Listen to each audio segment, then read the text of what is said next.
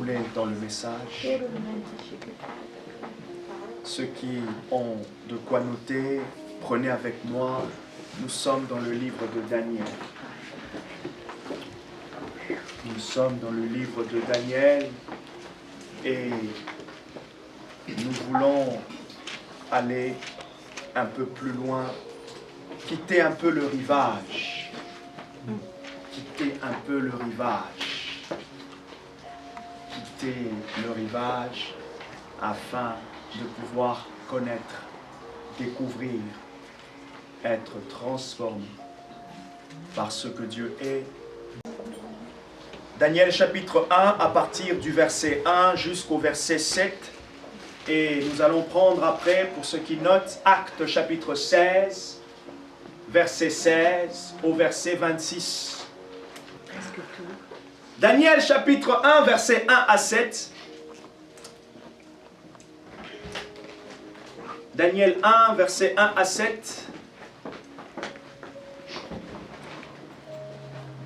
La troisième année du règne de Jéhoïakim ou Jéhojakim, roi de Juda, Nebuchadnezzar, roi de Babylone, marcha contre Jérusalem et l'assiégea. Jérusalem a été vaincue par Jéhoïakim, par Nebuchadnezzar, un roi païen. Le Seigneur livra entre ses mains Jéhoïakim, roi de Juda, et une partie des objets de la maison de Dieu. Dieu a permis. Dieu a permis que son peuple soit en échec. Or, Dieu n'a pas permis parce qu'il voulait permettre, Dieu a permis parce que son peuple avait oublié la loi. Parce que son peuple avait oublié le commandement du Seigneur. Des fois, nous nous plaignons, mais pourquoi est-ce que le Seigneur me laisse ce malheur m'atteindre? Et on oublie au fait que Dieu avait déjà donné la clé pour ne pas expérimenter ce désastre. Et comme Jacques peut nous dire que Dieu n'est pas tenté par le mal, ce n'est pas Dieu qui envoie le mal. Ce n'est pas Dieu qui envoie le malheur. Même si, de fois, il y a certaines circonstances qui peuvent nous dépasser et on ne sait pas l'explication, mais ce n'est pas Dieu. J'aime toujours dire, Dieu a un très très très bon cœur. Dieu ne va pas passer du temps à pouvoir penser à te faire du mal.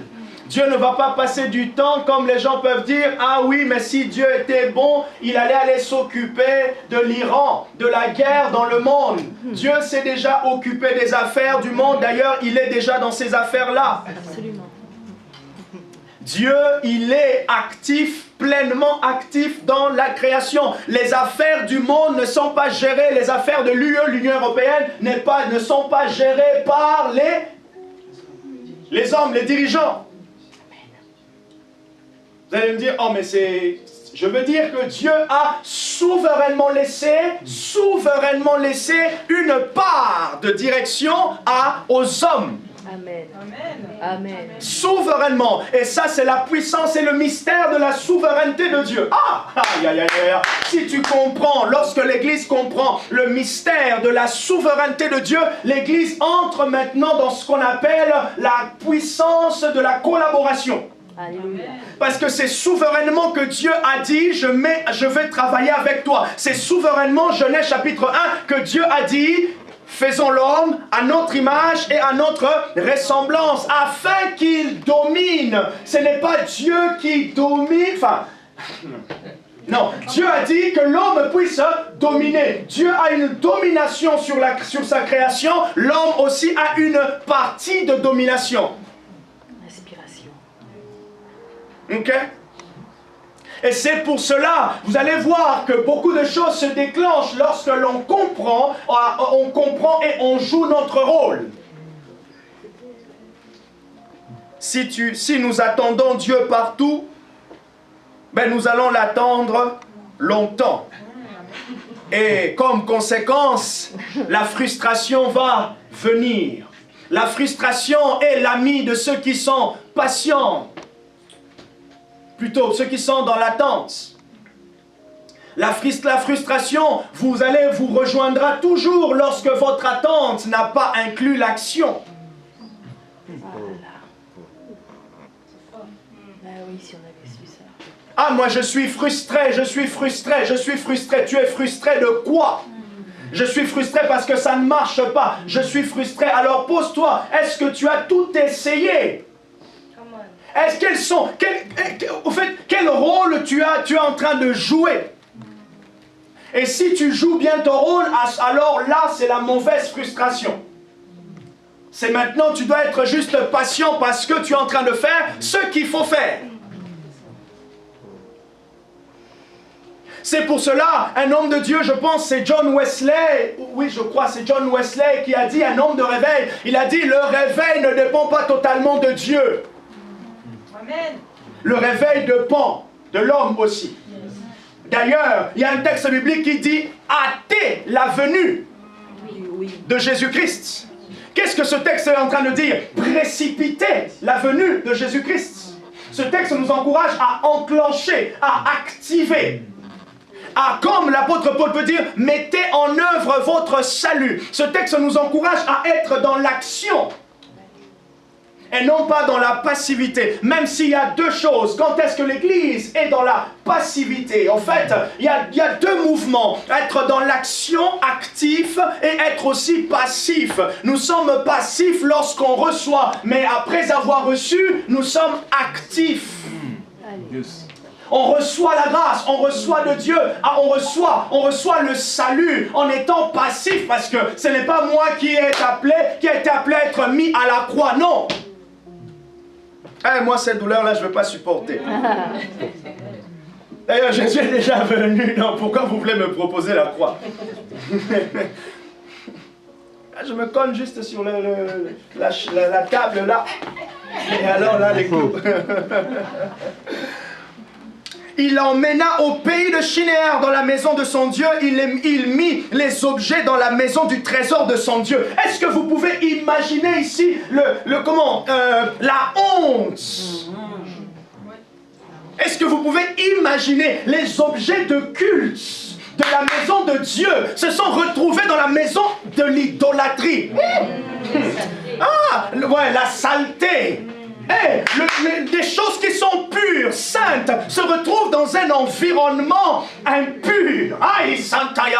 Vous savez pourquoi? Est-ce que vous savez pourquoi Jésus, dans au temps de Jésus, les lépreux, on ne pouvait pas les toucher. Ils étaient mis en quarantaine parce qu'ils étaient considérés comme des personnes impures. Mais Jésus a pu toucher, prier pour quelqu'un qui était lépreux.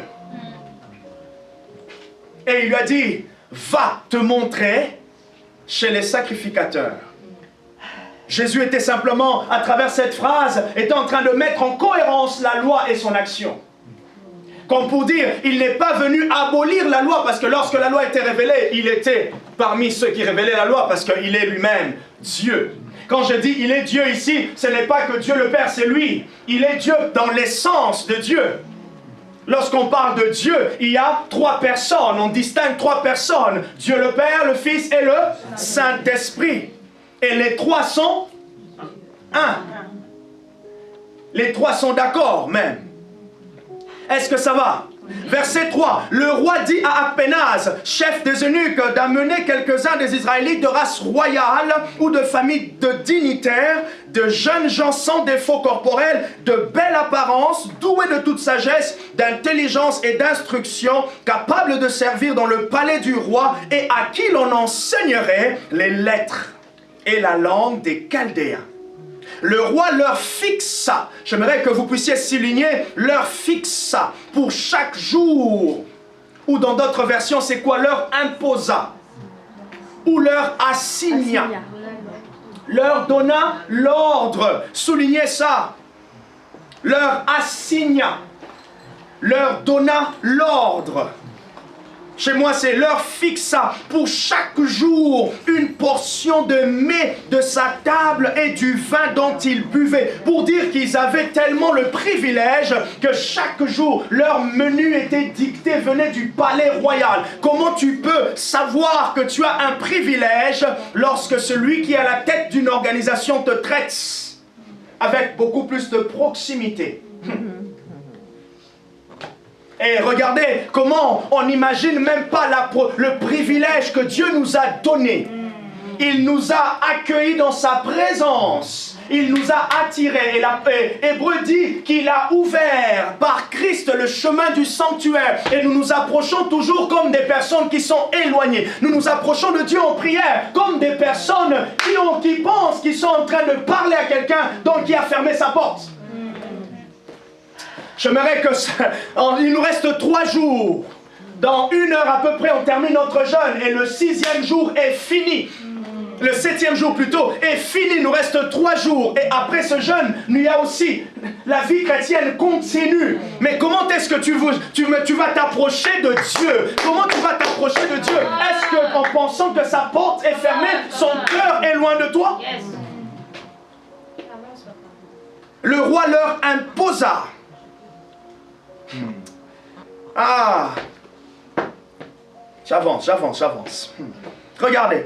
Il leur imposa chaque mets et du vin dont ils buvaient, voulant les élever pendant 3 années, au bout desquelles ils se tiendraient au service du roi. Ah, l'objectif était une forme d'éducation. Comment est-ce que quelqu'un peut t'éduquer lorsqu'il te rapproche de lui? Et il te donne accès à tout ce qu'il a.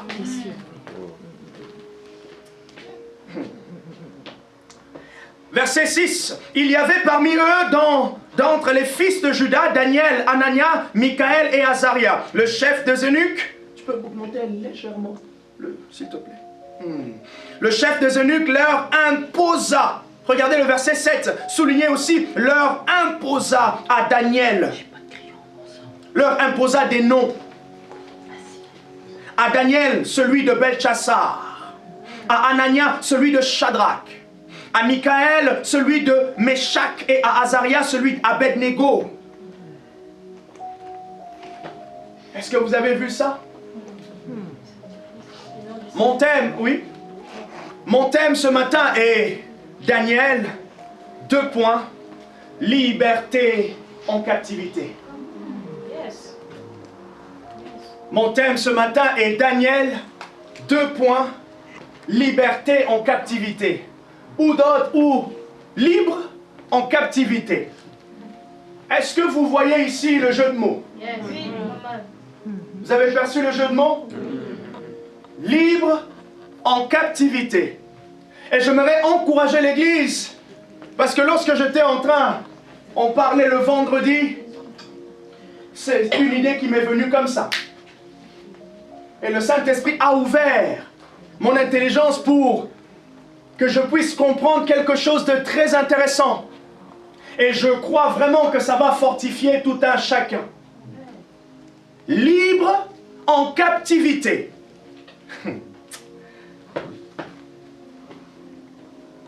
Qu'est-ce qui se passe ici? Qu'est-ce qui se passe? Il se passe que le peuple de Juda, une partie de Juifs, sont déportés. Ils sont pris en otage. Ils sont privés de droit de cité. Ils sont en captivité parce que leur ennemi les a vaincus. Et c'est intéressant dans l'ancien temps, je le dis souvent, lorsque l'on gagnait, on a mené le butin de la guerre. C'est pour cela, 1 Jean chapitre 5, il me semble, dit que Jésus non, c'est plutôt Colossiens, il a triomphé, Colossiens chapitre 2, il a triomphé à la croix en dépouillant les puissances. La victoire de Jésus n'est pas victoire. La victoire de Jésus n'est pas seulement victoire, mais c'est ce qu'on appelle un triomphe. Un triomphe, c'est lorsque la victoire est tellement scandaleuse, elle est tellement grande qu'au fait, on a perdu. Lorsqu'une équipe de foot gagne en triomphe, c'est que l'équipe adverse, on l'a tellement battue que même ils ont honte d'être appelés joueurs. Voilà, merci Bénédicte. C'est vraiment un truc 15-0. Si le PSG joue avec, je ne sais pas, l'équipe de Lens et il gagne 16-0, vous imaginez pendant 90 minutes, on vous a mis 16 buts. En fait, c'est ça qu'il faut comprendre. Vous imaginez pendant 90 minutes. Et non, vous ne voyez pas. Vous êtes professionnel. professionnels. Donc l'équipe adverse a des professionnels. Moi aussi je suis professionnel. Donc pendant 90 minutes, je n'ai pas pu arrêter cette équipe d'aller. En d'autres termes, c'est une grande honte. La victoire de Jésus est une honte pour le diable. Et voilà ça ce que l'on ne voit pas. Oh, l'église ne voit pas. L'église pleurniche toujours. L'église pleurniche devant ses problèmes. L'église pleurniche devant le diable au lieu de voir la honte que le diable a essuyée à la croix. Au lieu de voir la honte que le diable a essuyée à la croix. Alléluia.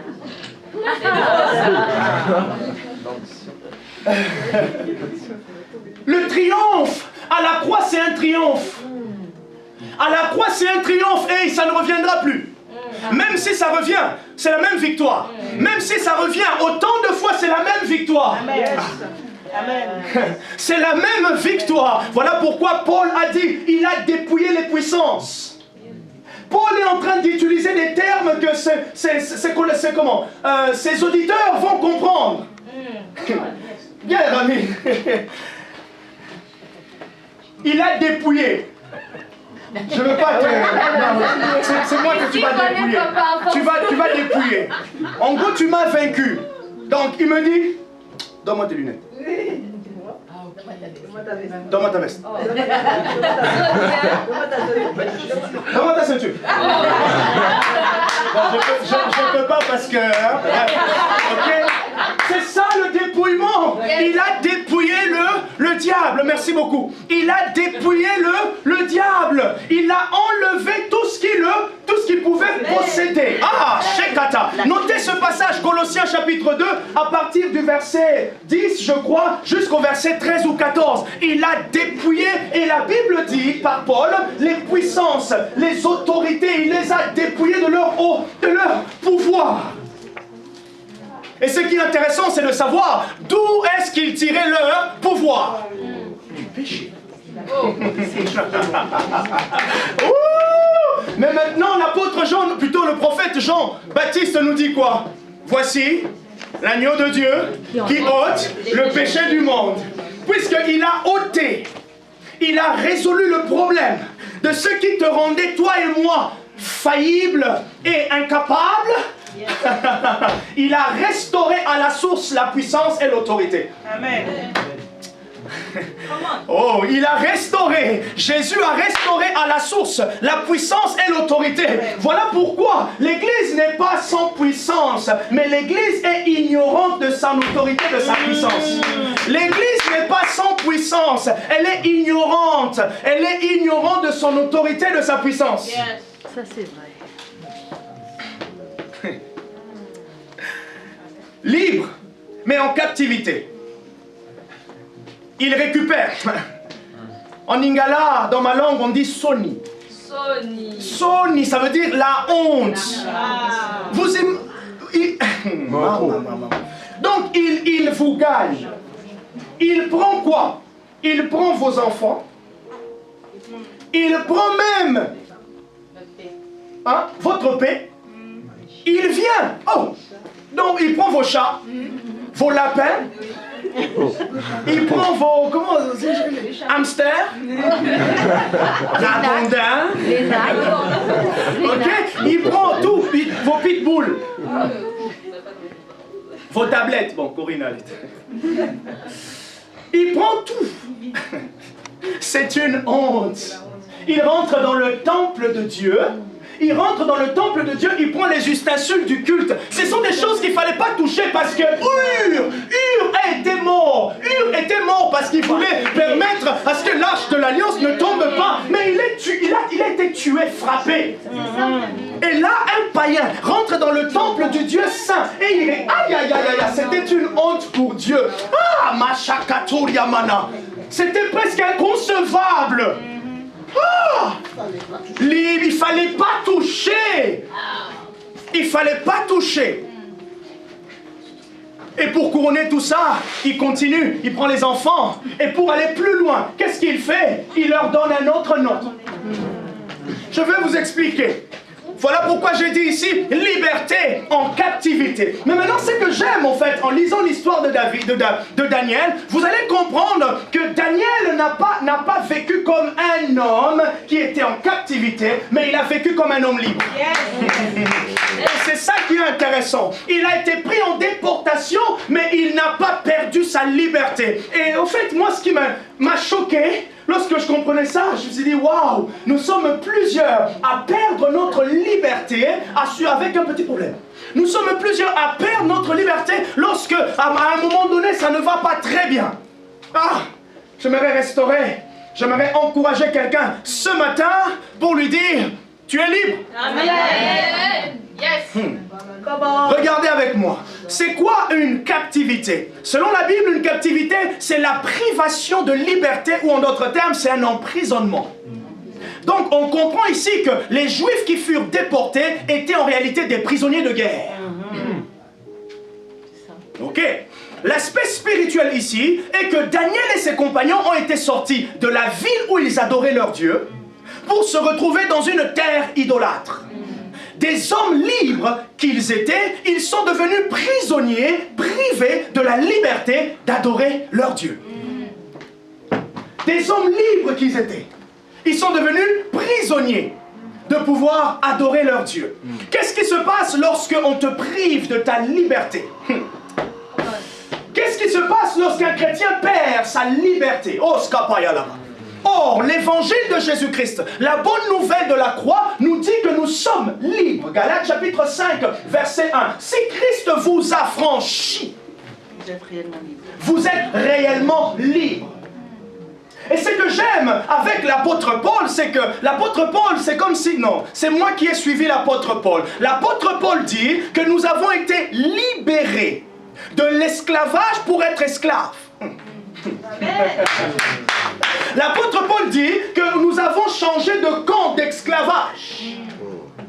Et j'aime bien en fait quand je parle de l'esclavage parce que, en utilisant l'histoire, je suis un homme noir.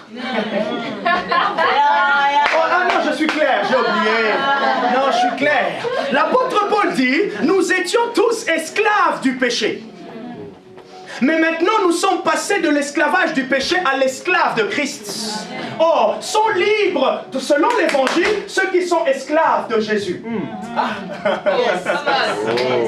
J'aime mon maître. Voilà pourquoi on appelle Jésus mon maître. Ne sommes-nous pas de ceux qui ont dit tu es mon maître? Ça veut dire quoi être ton maître? Ça veut dire quoi? Regardez vos chiens, regardez vos hamsters. Vos hamsters, vos chats, vos chiens sont dépendants de vous. Quand tu dis Jésus est mon maître, ce n'est pas devant lui que tu t'entêtes. Quand tu dis Jésus est mon maître, ça signifie que c'est lui qui s'impose sur toi. Quelqu'un qui perd sa liberté perd le droit de pouvoir exercer. Il y a deux choses lorsqu'on perd sa liberté. On perd le droit de l'expression et le droit du mouvement. Oh, Maya Sata. Likapayama. Retenez bien, lorsque tu perds ta liberté, tu perds deux choses fondamentales. Le droit de l'expression et le droit du mouvement. Tu ne peux pas aller où tu veux et tu ne peux pas parler comme tu veux. Et ce que j'aime dans le livre de Daniel, ce sont ces deux réalités que l'on voit passer. Avec les deux histoires. Mais ce que j'aime, Daniel ne s'est pas considéré comme un homme captif. Tu es en Jésus. Comment tu te considères ce matin? Oh Mayabalaba, je crois que ce matin, les portes de prison vont être libérées. Pourquoi? Parce que des hommes libres, des chrétiens libres vont sortir. Parce que plusieurs se sont entrés par eux-mêmes, par le péché, mais aussi par des œuvres démoniaques. Ils sont rentrés dans des captivités qu'ils n'avaient même pas prévues. Captifs de pensée. Captifs de certains comportements, captifs des choses pour lesquelles même ils ont participé. Mais ce matin, libre. Amen. Out. Amen. Dehors. Comme des hommes libres. Oh, ce matin, j'aimerais, Dieu veut qu'il y ait une église libre. Yes. Yes. Regardez ce qui est dans ce passage. J'ai noté, plutôt même pas dans ce passage, j'ai noté à peu près 5 choses, ou oui, 6 choses, dans le livre de Daniel. Regardez. J'ai dit que Daniel, il était en déportation, il était en captivité, il était dans une terre idolâtre. il ne pouvait pas faire comme il veut. Et quand vous lisez, je viens dans les histoires que vous connaissez. La fournaise ardente, la fosse au lion. Ok? Comment Daniel se retrouvait là-bas? Par dénonciation. Par dénonciation. Hein? Parce qu'il faisait ce qu'il voulait. Parce qu'il faisait ce qu'il? Il priait 3 fois par D'accord. jour. Regardez avec moi. Caractéristique du manque de liberté. Nous voyons déjà dans le premier chapitre que Daniel est déplacé de Jérusalem à Babylone. Quand un chrétien perd sa liberté, il est déplacé de quelque part. Waouh. Par exemple, quand un chrétien perd sa liberté, ok, il ne vient plus à l'église. Défendez-vous, défendez vos, je viens pas à l'église. Tu enchaîné. Quand j'ai écrit ça, j'ai dit, hé, Saint-Esprit, je ne vais pas sortir ça, mais là, tu vas sortir. J'ai sorti ça. Quand un chrétien devient de plus en plus enchaîné par quelque chose, il perd la liberté. Parce que le lieu de culte, vous citez ce passage, je suis dans la joie lorsqu'on me dit, allons dans la maison de l'Éternel. Est-ce qu'il a dit, je suis enchaîné lorsqu'on me dit, allons dans la maison de l'Éternel? Oh ça. Depuis quand un enfant de Dieu va s'éloigner du lieu de culte? Depuis quand le Saint-Esprit va te dire, reste à ta maison, tu es l'église? Depuis quand? Ah, le leur. L'église est un tout, merci chérie. Hein? L'église est un corps. Yes. Ah. Mais oui, mais oui. Aïe, aïe, aïe, aïe. Est-ce que vous voyez, là je suis vraiment dans le général, je ne dis pas les cas où il y a le boulot, il y a ceci, non, comprenez bien le cas dans lequel je suis en train de dire. Première chose, Daniel est déplacé de Jérusalem, la ville où il pouvait adorer Dieu tranquillement. Il se retrouve dans une terre idolâtre. Tu ne fais pas n'importe quoi. Voilà pourquoi on l'a mis à la fosse au lion.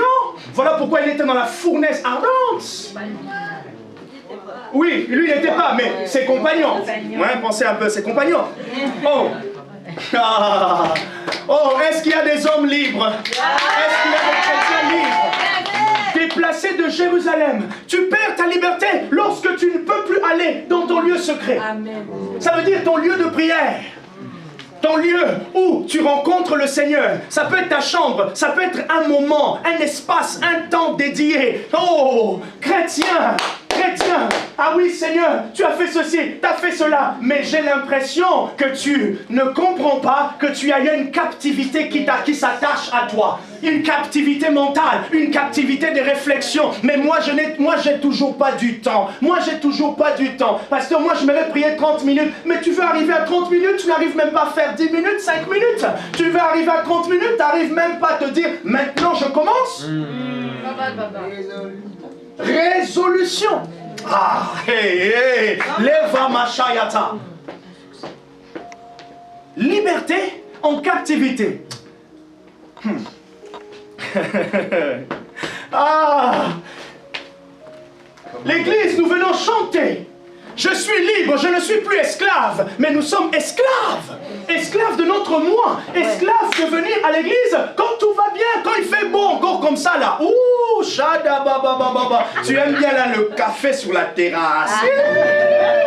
Aïe, aïe, aïe, aïe, aïe. C'est une belle habitude, je ne suis pas contre ça. C'est une belle habitude, même moi aussi j'aime bien. Le matin quand je me réveille à 7h30, enfin non, ces derniers temps c'est 6h50 parce que le patron il se lève tôt. Le patron se lève tôt, il commence à appeler ses ouvriers. Papa! Ok. Le patron, il se lève, il appelle ses ouvriers. Papa! Quand je me lève le samedi matin à notre réunion, c'est à 11h. Ah, j'aime bien. Le samedi matin, là, quand je me lève, là, tu viens prendre ton petit déj, prends mon petit gâteau, mon chocolat chaud. Ah, je vois un peu le soleil. Ah, ça fait du bien. Tu sens le week-end, quoi. Là, on est en jeûne. Bon, je vais accentuer. Comme ça va la fin. Ce qui est le plus important, c'est la louange des oiseaux. Ah, et là, t'entends, surtout si tu as des jardins. Et encore, surtout si tu avais prévu de recevoir des amis. Les l'église peut attendre. De toute façon, Dieu ne va pas nous quitter, non? De toute façon, je suis chrétien. De toute façon, moi j'ai la foi. Moi, ça fait 25 ans que je suis converti. Ah, tu es captive parce que tu choisis ton lieu de culte en fonction de tes envies. Et tu dis que tu marches par l'esprit. Tu dis que tu marches par l'esprit. Romains chapitre 8 nous dit quoi? Marchez par l'esprit et vous n'accomplirez pas les désirs de la chair. En d'autres termes, les désirs de votre propre volonté. Oh, la vie chrétienne, c'est être enchaîné pour faire la volonté de celui qui t'a appelé. Il nous a libérés de l'enchaînement du péché pour nous enchaîner à sa volonté. Il nous a libérés. Et ce que j'aime, c'est que c'est le fait d'être enchaîné à Christ que nous sommes libres. Amen.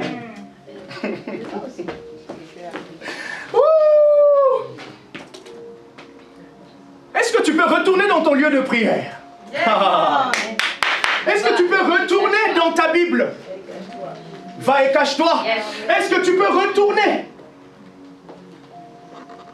As-tu écouté des louanges? Tu as été déplacé.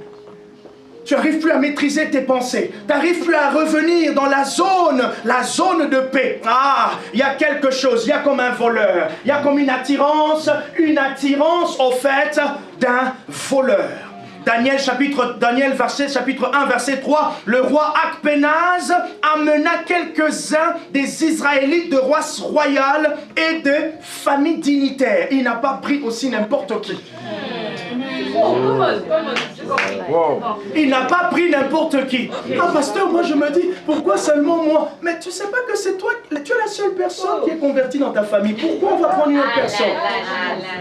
Pourquoi on va prendre une autre personne? Deuxièmement, quand quelqu'un manque de liberté, qu'est-ce qui se passe? Imposition, on lui impose, on lui oblige sa nourriture.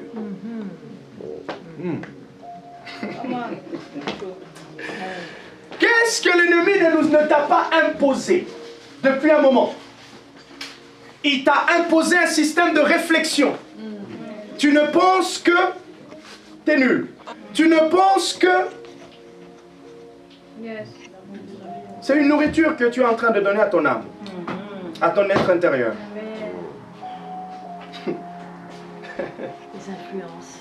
Les influences.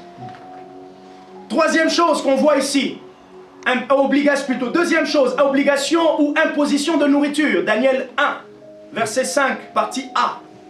Verset 5, partie B. On lui impose une autre éducation. Tu perds ta liberté? On t'éduque autrement. En gros, on t'habitue à faire autre chose que ce que tu faisais avant. Ça, c'est le système que l'ennemi veut. À chaque fois où l'idolâtrie entre, ça, c'est 6 points que je vous donne. Ça arrivera. À chaque fois où tu es tenté par une forme de rétrogradation dans ta vie chrétienne, ça apparaît. Ça apparaît. Une autre éducation. Le premier point, c'est déplacer de Jérusalem à Babylone. Le deuxième point, c'est obligation d'une autre nourriture. Le troisième point, on t'oblige ou on t'inflige une autre éducation. Le quatrième point, lorsque quelqu'un ou un chrétien perd sa liberté, il va expérimenter l'obligation de se prosterner devant autre chose que son Dieu. Ah, tu commences à te prosterner, tu commences à apprécier, à regarder. Regard protestant. Parce que ça te donne le sentiment d'être connecté à l'église. Aïe, aïe, aïe, aïe, aïe. Non, vous n'avez pas compris ça. Tu apprécies regarder regard protestant. Ça passe tout le dimanche matin. Parce que pour toi, ça te donne l'impression, en fait, de dire, je n'ai pas besoin d'aller à l'église. Juste en regardant regard protestant, je suis en train de me nourrir, mais aussi c'est comme si, en fait, tu es en train de te mentir, Oui, fourvoyer. Tu te donnes, voilà, la bonne impression de maintenir un chaud, un climat avec Dieu au moment où, en réalité, tu es à terre. Regard protestant, d'ailleurs, tu peux l'enregistrer. Aujourd'hui, tous les box ont la version replay. Et même si tu n'as pas une box plutôt, TNT. Et tu vas sur YouTube, tu vas retrouver Regard protestant. tu te prosternes sur autre chose. Ça guette tout le monde.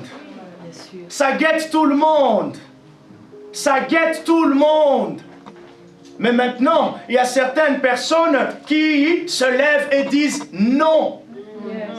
Qui se lèvent et disent non. Et vous avez l'impression qu'ils marchent, ils ne sont jamais tentés. Même la Bible dit, Jésus a été tenté. Et donc, mais la Bible a oublié d'ajouter, sauf Jean-Marc. Sauf Camille. Même Jésus, mon sauveur, il a été tenté. À combien plus forte raison, moi et toi? Ne tombe pas en captivité. Tu es un homme libre. Amen.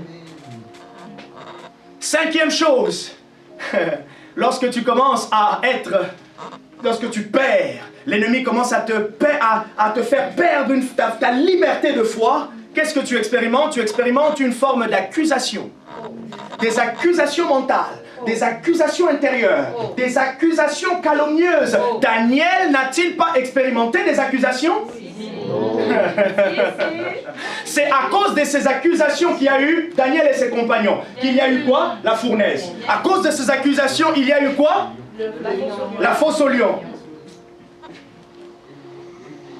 Lorsque tu commences à perdre ta liberté, et ça c'est le couronnement de tout, tu vas expérimenter un changement de nom.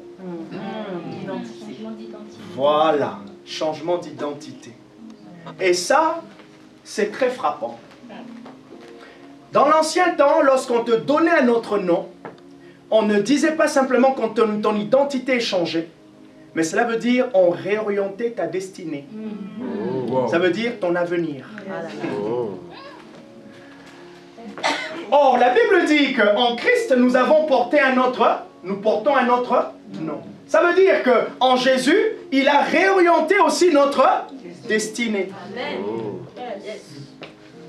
Et maintenant, vous comprenez en fait que lorsque l'ennemi tourne autour de nous et nous affaiblit de quelque manière et que nous arrivons à coopérer avec lui avec ses affaiblissements, voilà ce que nous expérimentons. Pasteur, moi il m'a été prophétisé pour ma vie des choses. Mais tu ne vis pas ces choses parce qu'il a réorienté ta destinée. Tu étais quelqu'un qui allait vers. Tu allais vers les gens. Tu allais vers l'église. Tu allais vers ses cieux. Tu allais vers ta Bible. Tu allais dans ton lieu secret. Il t'a réorienté. Et ce n'est que celui qui connaît sa destinée qui peut marcher. Amen. Quand on réoriente la destinée de quelqu'un, on bloque son avancement. Deuxièmement, il tombe dans la confusion.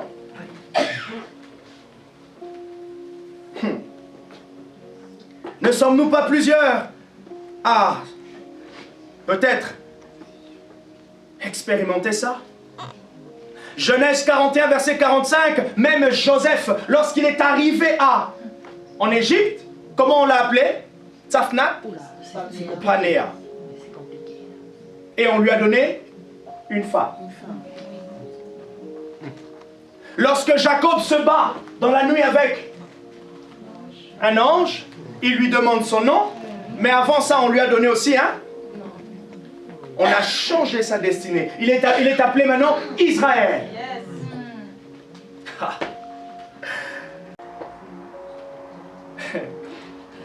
Ce que j'aime maintenant avec Daniel, c'est que Daniel ne s'est pas considéré comme un homme captif. Il a amené Jérusalem à Babylone. Ah, come Wow. on. Yes. Wow. Il n'a pas laissé. Il a emmené Jérusalem avec lui. Voilà pourquoi pour nous, notre lieu secret, c'est la chambre. Non, le temple, c'est toi. Au boulot, tu es un temple. Au boulot, les anges montent et descendent. Même si tu es en train de taper sur ordinateur, tu ne témoignes pas à tes élèves. Mais le temple, la présence de Dieu est là. Il est temps que l'Église emmène Jérusalem au boulot. Il est temps que l'Église emmène maintenant Jérusalem, le temple allait à l'extérieur. Et ça, c'est que j'aime. Daniel l'a fait. J'ai dit tout à l'heure que lorsqu'on te prive de ta liberté, on te prive de ton expression. Daniel, on ne l'a pas privé de sa bouche. Il était un homme de prière. Daniel était un homme de prière. Tu veux savoir si tu es libre? Mesure ta vie de prière. Amen. Et non pas juste pour prier, lorsque tu sens que l'opposition est là, la calomnie est là, tu ne peux pas bouger. C'est pas parce qu'on m'a immobilisé que ma bouche on l'a ôtée. On m'a immobilisé dans le corps, mais ils n'ont pas levé ma bouche. Et même s'ils enlèvent ma bouche, ils n'ont pas levé mon cerveau. Même s'ils enlèvent tout, ben c'est bien, ils m'ont emmené à Jésus. En fin de compte, parce que je sais que même quand je meurs, je vivrai avec lui. Donc si, à moins qu'il m'enlève le souffle, mais s'il me laisse encore le souffle, il me laisse encore l'opportunité de parler à mon Dieu. Ça, c'est des hommes libres. Voilà pourquoi j'ai dit liberté en captivité. Sa bouche n'est pas restée fermée. Et ce que l'ennemi veut, c'est que tu fermes ta bouche. Ouais. Il est impoli, hein? C'est grave ça. Impoli. Impoli. Il veut que tu fermes ta bouche. Ça veut dire il veut te ôter ta louange. Il veut te ôter ta prière. Et même lorsque tu ouvres ta bouche pour prier, il n'y a pas la joie dans ce que tu dis. Et même lorsque tu ouvres ta bouche pour prier, tu ne fais que te murmurer. Oh, au lieu que ce soit des sacrifices vivants qui honorent son nom, ce sont des pleurniches vivantes qui déclarent ceux qui ne vont pas. Rentre dans ta chambre, prie ton Père, ferme la porte et prie ton Père. Va et cache-toi. 1 Roi chapitre 17. Je vous ai donné le texte de Actes chapitre 16, versets 16 à 26. Vous connaissez ce texte? Là où Paul et Silas, qu'est-ce qu'ils font? Ils rendent des louanges à Dieu. Mais ils étaient où? En prison. Est-ce que vous avez lu avant? Pourquoi ils étaient en prison? Ils allaient au temple. Et là, Paul rencontre une femme qui l'a embêté. C'est un serviteur de Dieu, c'est un serviteur de Dieu, il faut les écouter. Et c'est intéressant que c'était au bout de quelques jours. Donc Paul et... le troisième jour. Donc ils allaient au temple le troisième jour. Ça veut dire que le premier jour, ils allaient au temple. Le deuxième jour, ils allaient au temple. Le troisième... Ils allaient où? Ils allaient adorer. Donc il y avait toujours un mouvement vers l'église. Il y a toujours un mouvement vers l'église. Le chrétien est plus fort lorsqu'il conjugue ce mouvement personnel vers son Dieu, vers son Dieu, vers son Dieu, vers son Dieu, vers son Dieu. Et ce mouvement, tu le fais pas simplement en venant au 10 rue Eugène Chevreuil dans cette salle, mais tu le fais aussi dans ta chambre, même dans ta voiture. C'est devenu comme dès que je ferme la porte, récapa. Amen. Même Isaac a dit, mais papa, dès que je ferme, quand j'ouvre, je vais quelque part, si j'arrive à la banque, dès que j'arrive, je franchis la porte, je me déconnecte, je baisse mes lampes. Je parle à la dame, je suis concentré au moment.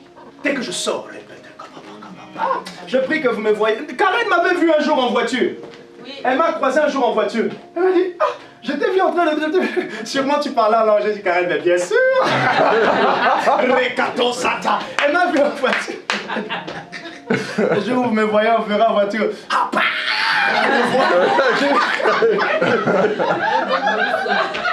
Le volant.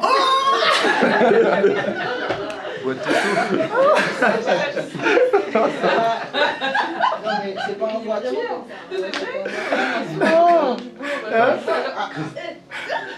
Tu m'as vu aussi... tu m'as aperçu aussi, j'ai pris en langue. Moi, non, j'ai dit, c'est pas qu'en voiture. À pied aussi, on peut... voilà. bien sûr. À pied. Au travail. Qui sont ceux qui marchent dans la forêt et tout? Bien sûr. Il y a le calme, les choses. Ça s'enclenche comme ça. Bonjour, vous allez bien? Ah ouais, il fait beau, hein? Oui, il fait beau. Il n'y a plus de temps à perdre. Il n'y a plus de temps à perdre. Je suis un homme libre. Monsieur Macron peut dire, nous refusons le prosélytisme, mais il ne m'a pas enlevé ma bouche. Ok, pas de problème. Je ne veux pas prier. Ils ne me verront pas. Ils ne me verront pas faire un geste ostentatoire de religion. Aïe, kamama. I don't care. Yes. Parce que le geste, il est déjà spirituel. Yes. Pendant que je suis à la place de la ville de Poitiers, les Combrostapa.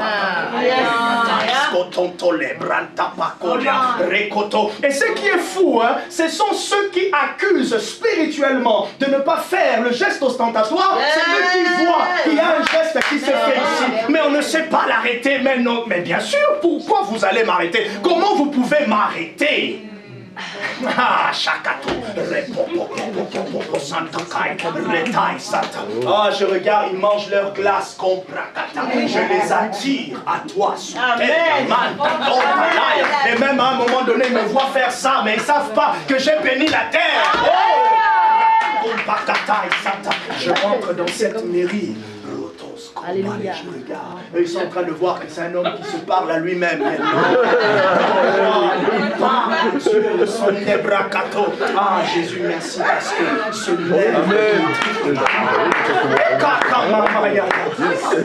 on ne m'a pas privé ma liberté.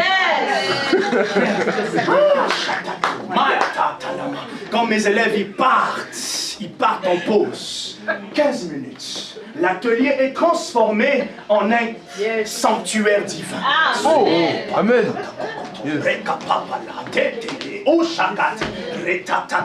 Et si je vois qu'il y a un qui revient, monsieur, oui. Oui, je t'écoute, ok, je fais ça après la récré. Oh papa, je prie, je parle à mon Dieu, j'élève mon Seigneur. Vous ne pouvez pas adorer en public, oui. Quelle personne ne m'a vu? Personne ne m'a vu. Et même s'ils ôtaient tout, personne. Je peux écrire, non? J'écris ma prière. J'écris ma prière. Oh, mais je peux écrire ma prière, non? Encore, nous sommes dans une nation où on dit quoi? Liberté. Égalité, fraternité. Liberté, égalité, fraternité. Et on dit quoi? Liberté d'expression. Oh, liberté d'expression. Là, ils ont donné aux musulmans le parc des expos. Mais quand moi je vais aller demander, ils vont nous dire c'est religieux. Ouais. Je vous assure, je me rappellerai. S'ils me disent que c'est religieux, je dis mais alors les musulmans c'était la laïcité. On va la voir. On va la voir. Le parc des expos. On va la voir. Le parc des expos. On va la voir. Le parc des expos. On va la voir. Ils ont fait l'Aïd, non? Oui. Ils ont payé. Oui. L'État n'a rien dit. Mais quand les évangéliques, les protestants, ils vont arriver, on va dire qu'on est gêné. Qu'est-ce qui vous gêne? C'est celui qui est en moi. Il n'y a pas de souci. Il n'y a pas de souci. D'ailleurs, on n'a pas besoin du parc des expos. On a le parc céleste. On va se confiner juste comme ça. Ah, on va se confiner comme ça. Est-ce que la gloire de Dieu dépend du parc des expos? Non. Et ça, c'est Daniel. Et c'est intéressant lorsqu'il dit, ils ont quoi? Daniel, ô roi, tu as ordonné que personne ne se prosterne. Mais il y a des juifs qui se prosternent. Je vous invite à lire le chapitre 3 parce que Barbara m'a montré quelque chose qui était trop drôle. Le roi dit aux 3 compagnons de David, mais pourquoi vous vous prosternez pas? Et les 3 compagnons répondent, oh, mais roi, on a besoin de te répondre sur ça. Oh. C'est ça. Oh. Mais même toi, tu sais que on va pas faire ça, non? Ah, la manière dont Barbara m'a dit ça, je dis, ah bon, c'est écrit comme ça dans la Bible? Daniel chapitre 3, verset 16. Shadrach, Meshach et Abednego répliquèrent au roi, nous n'avons pas besoin de te répondre là-dessus. Tu connais notre position? Avec votre respect, avec votre respect, monsieur le ministre, vous connaissez ma position quand même. Je vous ai déjà quand même parlé que je suis croyant. Insolence spirituelle. Avec un courage.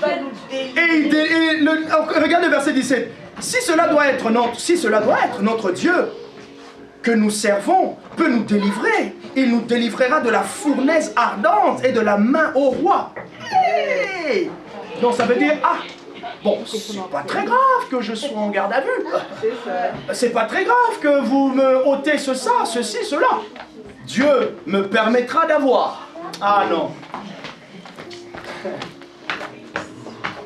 Les hommes libres sont des hommes confiants. Les hommes libres sont des hommes confiant. Yes. Et Daniel nous montre ça. Le chapitre 6.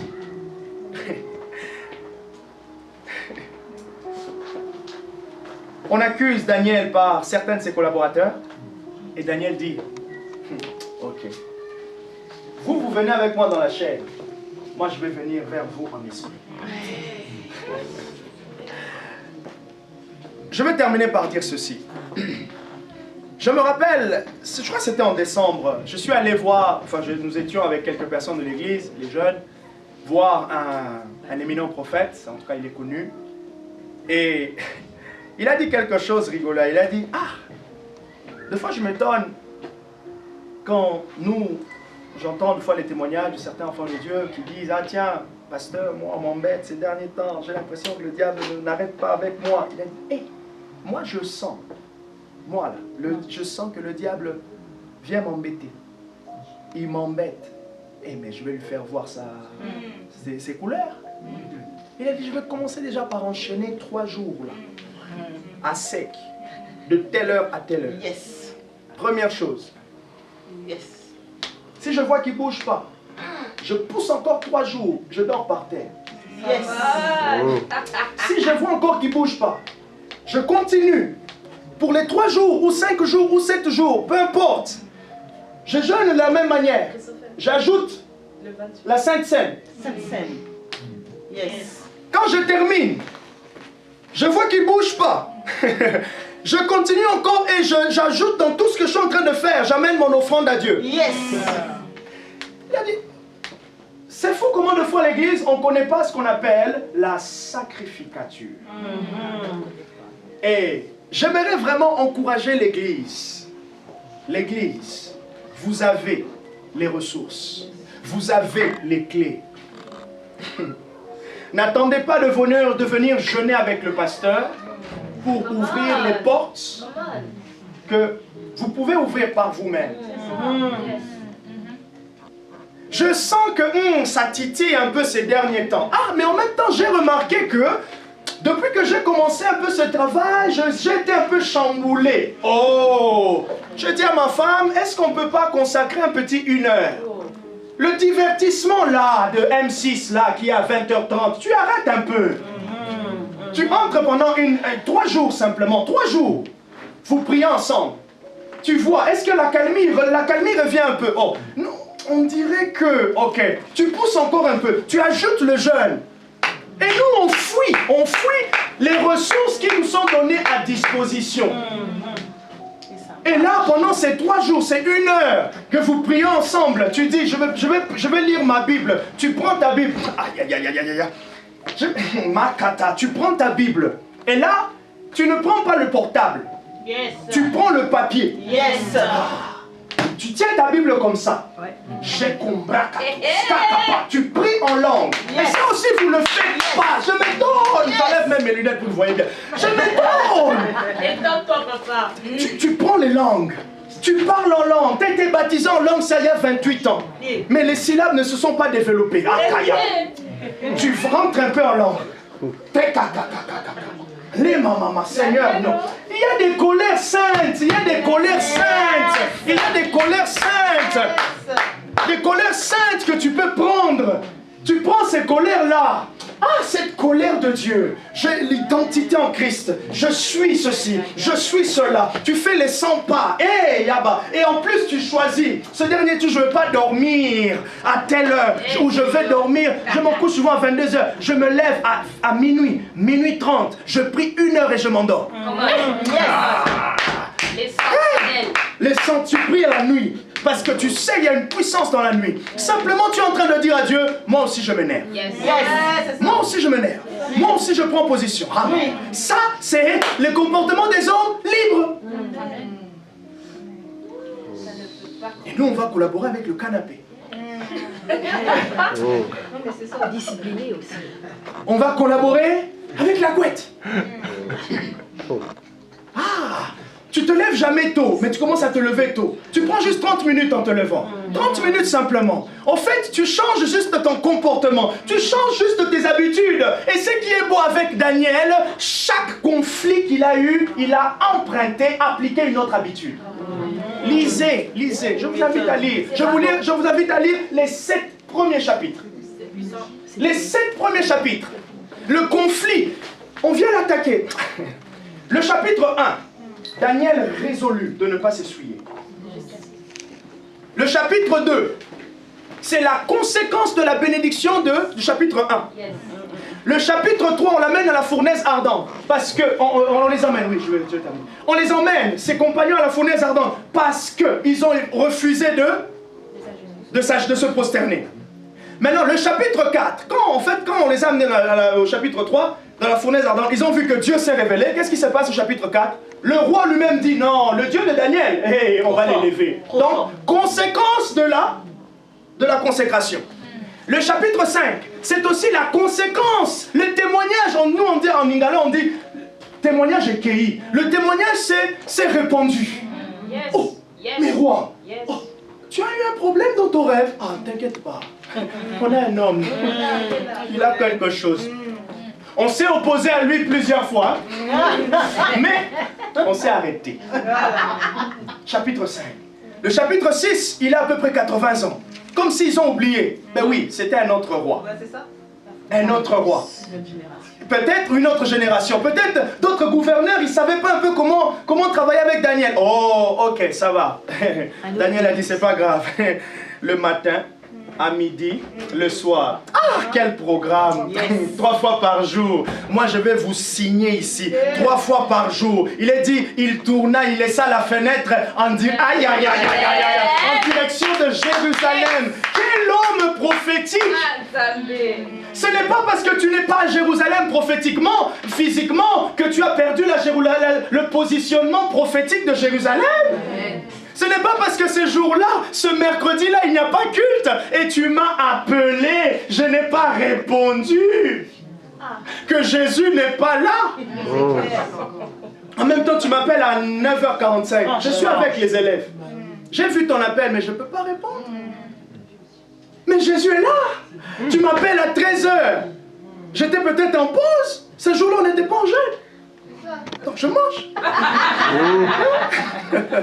Non, Dieu ne se limite pas au mercredi, au samedi, au dimanche. Dieu ne se limite pas au pasteur Jean-Marc. Tu fais un programme. Est-ce que j'aime des fois des gens comme Lancelot? Pasteur, est-ce que tu as un exercice à me donner? Ah, je vais être en vacances, pasteur. Je sens ces derniers temps comme si mon zèle a un peu baissé. Je dis, mais Lancelot, vas-y, prie pendant 7 jours en langue pendant 2 heures. Et pendant que tu pries, il va dire, oui. Ok, pasteur. Une semaine, je dis, comment c'était? Ah, je me sens frais. Mais bien sûr. Ah, tu écoutes les louanges, t'écoutes les louanges. Et tu écoutes les louanges spécifiques. Tu écoutes les parleurs en langue spécifique. Tu écoutes les parleurs en langue d'autres personnes pour activer quelque chose en toi. C'est ce qu'on appelle la sacrificature. C'est ce qu'on a... Je vais employer un terme. Bon. J'ai fini.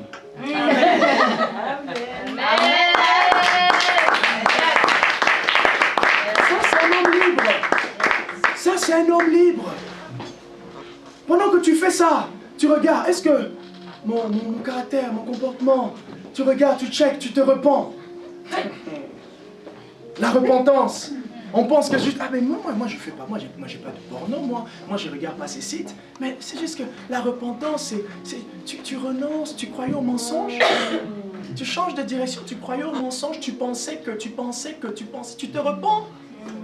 Oh Seigneur, désolé parce que je pensais que tu m'avais oublié. Oui, tu lui dis vraiment, je me repens de penser que je t'avais oublié, je me repens de penser que... et quand tu dis ça, d'ailleurs, voilà pourquoi Seigneur, ce jeune s'engage pour cette restauration. Engagé, vous avez. Jeûne la parole. Prenez les Écritures. Déclarez les Écritures. Yes, come on. Vous mémorisez les passages. Vous mémorisez ces passages. Non. Merci Jésus. Merci. Merci. Merci. Ta parole est la vie. Ta parole est la vie dans mon bras. Ta parole est la vie dans mes œuvres. Amen. Ta parole est la vie. Ta parole est la vie. Vous avez les clés. Utilisez les clés. Amen. Utilisez les clés.